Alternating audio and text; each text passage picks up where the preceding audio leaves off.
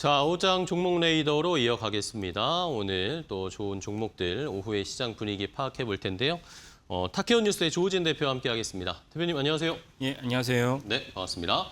자, 조우진 대표님과 또 저희 계속 끌고 오고 확인해 보고 있는 종목들의 상황을 한번 좀 분석을 해볼까요, 대표님? 예, 저희 코너를 보신 분들은 5종목이었는데 4종목이 어디 갔어? 그러게요. 라고 의아하실 네. 텐데 제가 이제 주말 동안 여러 가지 이제 종합을 해보니까 결국 하반기에도 저희가 원래 있던 4종목도 다 우량한 종목이지만 어쩔 수 없이 한국 증시에서는 이제 삼성전자, SK하이닉스만 이제 갈 것 같다라는 생각이 들어서 다른 4종목을 이제 과감하게 정리를 하고 저는 이제 언제나 삼성전자와 SK하이닉스 2종목이 있으면은 SK하이닉스를 더 이제 선호하기 때문에 네. SK하이닉스 그대로 이제 편입을 하되 새로 이제 아이스크림 미디어라는 종목을 이제 여러분들에 가져왔습니다. 알겠습니다. 자, 삼성전자, SK하이닉스가 결국에는 버티는, 주도하는 시장이 그냥 하반기 연말까지 좀 이어질 거다라고 그렇죠. 예, 보고 예. 계시는 거고. 예. 그런 의미에서 나머지 종목들은 뭐 저희가 가지고 있었던 뭐 HD 현대중공업이나 현대로템, 뭐 두산에너빌리티 예. 이런 것들은 익절도 하고 손절도 하고 예, 이렇게 예. 정리를 했고. 그러면 아이스크림 미디어를 또 고르신 이유가 궁금해지는데요. 예. 자연스럽게. 그러니까 이제 상반기에도 그렇다시피 하반기에도 삼성전자와 하이닉스가 주도하는 시장이 된다면 네. 해당 종목이 전체적으로 수익률을 이끌어간다면 어쩔 수 없이 펀드 매니저 입장에서는 다른 종목을 그냥 편입하기 어렵다. 그러면 이제 한국 시장에서 펀드 매니저들이 다른 종목을 편입하기 어렵다면 사실 2종목 외에 다른 종목을 편입하는 것이 현실적으로 좀 어렵다라는 생각이 들고 네. 다만 아이스크림 미디어는 펀드 매니저의 편입에 떠나서 아이스크림 미디어 자체가 갖고 있는 이제 배당 수익률이 9.9% 넘기 때문에 배당만 받아도 우리가 충분히 수익을 낼 수 있는 그런 어떤 종목이다라고 볼 수가 있겠습니다. 그래서 제가 아이스크림 미디어를 이제 편입을 한 것이고요. 아이스크림 미디어가 그러면 작년에도 고배당을 했는데 올해도 고배당을 할 것이냐라는 관점에서 봤을 때 아이스크림 미디어가 어떤 종목이냐면 이제 초등학생들의 학습지와 교육과 관련된 이제 플랫폼을 갖다가 사업을 하고 있습니다. 네네. 근데 해당 과목마다 좀 다르긴 하지만 예를 들면 국영수 같은 경우는 보통 시장 점유율이 40에서 50%, 다른 어떤 상황 같은 경우는 아이스크림 미디어의 시장 점유율이 90% 육박하기 때문에 이 엄청난 이제 독점력을 갖다가 다른 회사가 이제 훼손하기는 이제 어려운 상황이다. 이런 관점에서 아이스크림 미디어 자체가 사실은 탄탄하게 영업을 할 수 있고, 두 번째는 무엇이냐면 아이스크림 미디어의 박기석 이제 최대 주주가 네. 지금 승계를 하고 있습니다. 승계를 하고 있는데 다른 여타의 재벌처럼 불법과 탈법을 쓰지 않고 과감하게 이제 배당을 갖다가 재원으로 삼아서 승계를 하고 있어요. 그러면 이제 승계 작업이 아직 안 끝났기 때문에 배당을 계속 해야 될 현실적 욕구가 있습니다. 이런 두 가지를 갖다 맞물려 봤을 때 아이스크림 미디어가 작년에도 9%, 올해도 9%, 내년에도 9% 정도의 배당 수익을 기대할 수 있다. 그러면 삼성전자 하이닉스 때문에 우리가 해당 종목이 쭉쭉쭉 40%, 50% 성장을 담보할 수 없다면 그런 배당에 눈을 돌린다면 아이스크림 미디어가 아까 말씀드린 두 가지 조건 때문에 최적화된 종목이 아닐까라고 생각을 합니다. 네, 알겠습니다.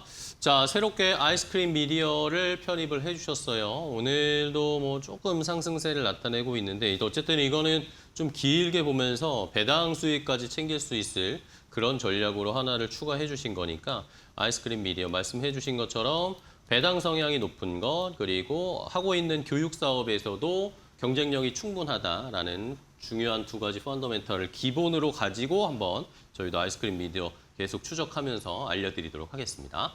자, 그러면 이제 또 어떤 종목을 아까 뭐 저희가 이제는 2개가 남았으니까 예. 한 종목을 또 봐야죠. 예. 어떤 종목인지 뭐 다 아시겠지만 공개하겠습니다. 자, SK 하이닉스 이제 ADR 프리미엄에 대한 이야기들도 지금 뭐 외국 쪽에서도 많고 월스트리트도 뭐 주말 사이에 그런 이야기를 했더라고요. ADR 프리미엄이 너무 지나친 거 아니냐라는 예. 식의 평가도 있고. 예. 근데 결국에는 우리나라 국내에 있는 본주랑 격차를 줄일 것이다. 뭐 이런 이야기들도 있는데 요거에 대해서 어떻게 보시는지 예. 궁금해요, 대표님. 일단은 ADR이 높은 게 아니고 한국에 있는 서울 증시 상대 보통주가 싸다 이렇게 보시면 될 것 같습니다. 그러면 이제 저희 코너를 쭉 보신 분들은 아시겠지만 SK 300만 원 입학했다가 떨어지겠는데 뭐 지금 뭐 200만 원 미만으로 갔으니까 도대체 언제 주가가 상승할 것이냐? 라는 관점에서 저희가 이제 설명해 드려야 되는데 29일 날 SK하이닉스가 잠정 실적 발표하는데 저는 SK하이닉스 잠정 실적이 70조 정도 될 거라 봅니다. 70조? 예, 웨이퍼의 물량을 갖다 계산하면 그렇게 어렵지가 않습니다. 그래서 네네. 70조 정도로 이제 물량 영업을 갖다가 보는데 그러면 아주 호실적이죠. 호실적이 나오면은 당일날은 이제 주가가 어느 정도 이제 상승할 것으로 여겨집니다. 하지만 이거보다도 더 중요한 변수가 있는데 왜냐하면 지난주에 구글이라든지 TSMC라든지 그 전에 삼성전자라든지 네네. 다 AI 생태에 관련된 종목들이 엄청난 호실력을 발표했지만 당일날 주가가 반등했다가 다시 내려간 일이 네. 비일비재합니다. 이런 일들이 왜 생겼냐라는 걸 이제 살펴봐야 되는데 지금 화면에 보시는 게 이제 지난주 금요일날 종가 기준에서 한 달 수익률입니다. 네네. 한 달 수익률인데 지금 하이닉스랑 다른 종목들이 되게 처참하게 안 좋죠. 근데 그 어떤 종목이 눈에 들어오냐면은 이 중에서도 사실은 이제 그 인텔 같은 경우는 생각보다는 별로 안 떨어졌습니다. 네. 근데 한 달 정도의 수익률이 그런데 수익률을 갖다가 기준을 갖다가 올해 YTD 그러니까 1월 2일 날 첫 거래일 이후에 이제 수익률을 보신다면 어떻게 되냐면은 당연히 SK하이닉스랑 마이크론 그다음 이런 종목들이 수익률이 엄청나게 좋습니다. 근데 상대적으로 인텔은요? 인텔도 그렇지만 상대적으로 구글이 별로 아. 수익률이 별로 없어요. 거의 보합 수준이에요. 네, 그래서 아까 다시 한 달 수익률을 본다면 별로 없기 때문에 상대적으로 인텔도 구글도 별로 떨어진 게 없습니다. 그러니까 이 말이 무엇이냐? 지금 떨어진 이유는 기업의 본질 가치 때문에 떨어진 것이 아니고 1년 동안의 수익이 너무 좋기 때문에 큰 손들이 이 정도 내가 수익 갖다가 창출했으면 됐지 더 이상 들고 갈 필요 없어라는 맥락에서 사실은 매도를 했다 보시면 됩니다. 그래서 이 매도를 했는데 그럼 언제 이 큰 손들 다시 돌아올 것이냐? 29일 날 하이닉스 잠정 실적도 중요하지만 그 다음 날 FOMC가 중요한데 FOMC에서 이제 그 피셔 신임 의장이 25bp를 올리는데 25bp 정도 올릴 것 같은데 안 올리면 더 좋고 25bp를 올리는데 여기서 이제 비둘기파적인 시각 어쩔 수 없이 올리지만 올해 하반기에는 더 이상 상승은 없습니다. 더 이상 금리 인상 없습니다. 이런 멘트를 해주면 주가가 폭등할 것입니다. 그러니까 무슨 말씀이냐. 기업의 본질적인 것보다는 지금 대외적인 변수가 사실은 전체적인 시장을 장악하고 있다고 보시면 되겠고 마이크론의 지금 PER이 얼마냐? 6배가 안 됩니다. 네. 그러니까 오늘 창신반도체가 PER이 뭐 20배가 된다는 건 사실 말이 안 되는 고평가라 보시면 됩니다. 그러니까 이런 맥락에서 전체적으로 너무나도 저평가된데 저평가된 것은 외부의 큰 손들이 전체 시장을 봤을 때 인플레이션 그다음에 이제 그 이란 전쟁이 언제 끝날 것인지 보고 그다음에 차익 실현을 했는데 또 다른 중요한 요소가 무엇이냐면은 반도체가 과거에는 이제 경기 순환주였죠. 18개월 주기로 왔다 갔다 했거든요. 그러면 네. 우리가 봤을 때는 이제는 LTA로 사실은 대부분 이제 그 영업일 갖다가 이제 체결하고 있는데 예전과 다르게 봐줘. PBL이 아니고 PER로 이제 해당 주식 평가해줘라는 거 우리는 요구를 하는데 해외에 있는 큰 손은 그렇지 않아요. 여전히 PBR로 봐야 된다. 18개월 주기로 해당 종목의 경기 순환주로 나는 보고 있다는 것입니다. 그러니까 그들의 시각이 바뀌기에는 6개월 정도 더 필요하다. 그러니까 길게는 6개월 정도 SK하이닉스를 비롯한 아까 말씀드린 그 AI 생태계 종목들이 다시 횡보를 하거나 올라가도 다시 내려가거나 이런 일이 반복될 것이고 또는 한 달만 지나서 그리고 아까 말씀드렸던 이번 주에 이제 케빈 워시 신임 의장이 긍정적인 멘트를 해주거나 한 달 정도 지나서 인플레이션이 뭔가 이제 내려간다고 그러면 이제 다시 또 이제 전체적인 종목이 올라갈 가능성이 높다라고 보시면 되겠습니다. 그래서 실적의 문제가 아니고 네. 생태계적인 문제, 그다음에 여전히 반도체를 바라보는 메모리 반도체 바라보는 부정적인 시각이 상존하고 있기 때문에 부정적인 시각이 점점 없어지면 그럼 다시 SK하이닉스가 예전과 같은 담론에 힘입어서 300만 원, 400만 원을 갖다 목전에 둘 수 있다라고 말씀드리겠습니다. 네.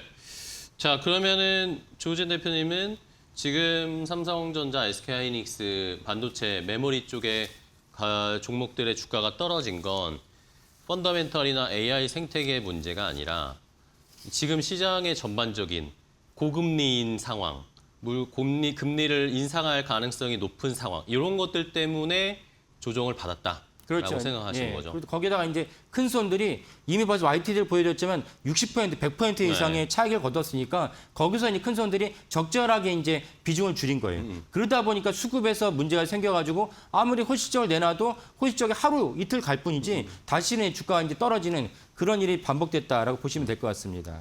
그러니까 결국에는 뭐 이런 이 해외의 기관, 큰 손들이 금리 인상에 대비한 그런 전략을 쓰고 있기 때문에 수익을 많이 난 거에 대한 사익 실현을 하면서 안정화하고 현금을 가져가려는 그런 전략으로 지금 해석을 해도 되겠네요. 그렇죠? 예, 그렇게 보시면 될 것 같습니다. 그러면은 지금 어쨌든 저희가 지난 주말에도 샌프란시스코 AI 서밋에서 또 SK 하이닉스가 엔비디아랑 또 엄청난 예, 5천억 달러 MOU를 얘기를 하고 지금 젠슨이 계속 칩을 뭘 칩이라고 계속 네. 얘기했다라고 하는데 그런 상황들은 어쨌든 대표님은 계속 긍정적이다라고 보시는 거죠? 그렇죠. 그러니까 뭐 젠슨 왕이나 최태원 회장이나 지금 주가가 싼 것은 여러분들 자산을 증식할 수 있는 기회예요. 주가가 내려갔다고 해서 그 자체가 뭔가 문제가 있다고 보시면 필요 없습니다라고 멘트라는 게 저는 맞다고 봐요. 그러니까 아까도 말씀드렸다시피 이 큰 손들이 그 테스트하는 이 기간이 길게는 6개월, 짧게는 한 달, 두 달일 수 있습니다. 하지만 어쩌면 이번 주에도 케빈 어시가 금리를 동결한다든지 이러면 사실 주가가 올라가는데 여전히 기업의 본질은 무관하다. 그리고 AI 생태계는 제가 지난주에도 한번 보여드린 것 같은데 그 자본 지출 갖다가 이미 앞서고 있어요. 기업들이 빨아든 영업이익이. 네네. 그것도 있고 또 하나 이제 중요한 지표 중 하나가 뭐냐면 엔트로픽이 벌어지는 그 영업이익이 연간 환산하면 79조 원이거든요. 이거 엄청난 겁니다. 그러니까 그쵸. 엔트로픽을 갖다가 많은 분들이 쓰시고 저도 종종 쓰지만은 개인들이 쓰는 건 사실 매출에 별 영향이 없고 그렇죠. 회사에서 쓰는 기업들이 쓰는 돈인데 기업들이 쓰는 돈이 엄청나게 계속 폭증하고 있기 때문에 결국 AI로 돈을 못 번다라는 것도 사실 부식하고 있는 그런 상황이다. 그렇게 전개되고 있다고 보시면 될 것 같습니다. 네, 알겠습니다. 자, 뭐 펀더멘털에 변한 건 없습니다. 과연 SK하이닉스, 삼성전자 어떻게 반전을 보여줄 수 있을지 이번 주에 실적 발표하니까 한번 기대해 보겠습니다. 자, 조우진 대표님과 함께했습니다. 대표님 좋은 전략 소개해 주셔서 감사하고요. 다음 주에 또 뵙겠습니다. 고맙습니다. 예, 감사합니다.